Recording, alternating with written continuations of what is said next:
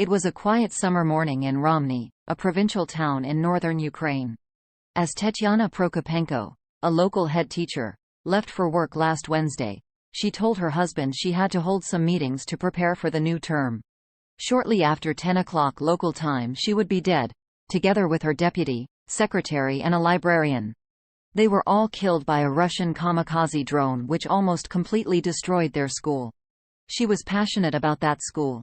It was her life. She was there 24/7. Mrs. Prokopenko's husband, Valery, says, tearfully. Russian airstrikes will be a constant threat to Ukrainian teachers, children and parents as the new school term begins on the 1st of September.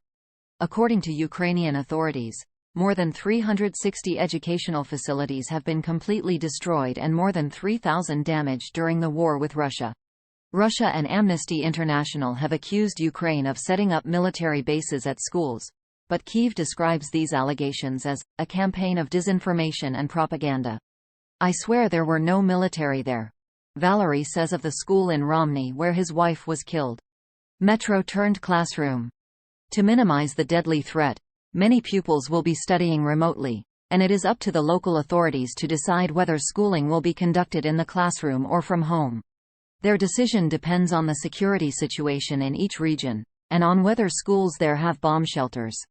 Ukraine's second-largest city, Kharkiv, is close to the Russian border and targeted frequently. Therefore, schooling there will almost exclusively be done remotely. To enable at least some form of safe in-person education, the authorities there have built 60 classrooms at underground metro stations, enough to accommodate more than 1,000 pupils. Deputy Education Minister Andriy Stashkiev has told the BBC that about a sixth of Ukrainian schools are now expected to work remotely, but that is far fewer than the 1 in 3 last year. Wartime curriculum. Some 80,000 of their pupils will be logging in from Russian-occupied territories in Ukraine. It's a huge challenge for us and it's dangerous for them because the occupiers threaten them and their parents if they find out that they continue studying in Ukrainian schools. It's a very sensitive security issue and schools do not say who these pupils are because this can put their lives and health at risk, Mr. Stashkiev says. The school curriculum is also being adapted to wartime conditions, and studying mine safety will now be compulsory.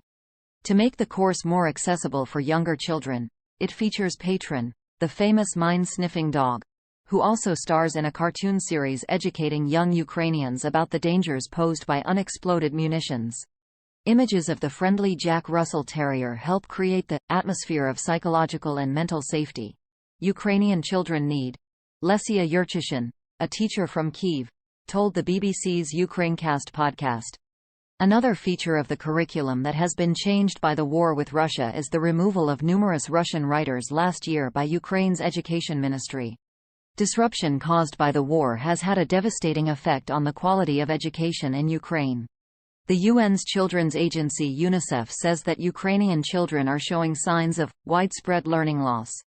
Inside Ukraine, attacks on schools have continued unabated, leaving children deeply distressed and without safe spaces to learn.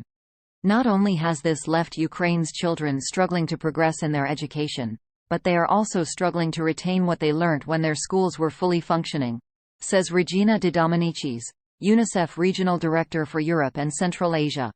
And it has been a while since schools were fully functioning in frontline cities like Zaporizhzhia, where remote education has been in place with brief interruptions since COVID restrictions were introduced in spring 2020. This isn't normal schooling, says Kostyantin Samailo, the head of the Perspektiva school in Zaporizhzhia. Poor children.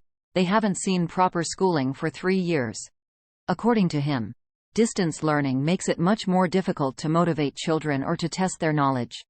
Mr. Samailo describes how he has been missing the peaceful sight of children going to school, something you can only see further away from the front line. I got tearful when I visited Western Ukraine last year and saw children going to school with their little bags. It's awful to think that our children don't have this opportunity, Mr. Samailo says. But whatever impact distance learning may have on education in Ukraine, teachers, officials and parents all agree that safety comes first.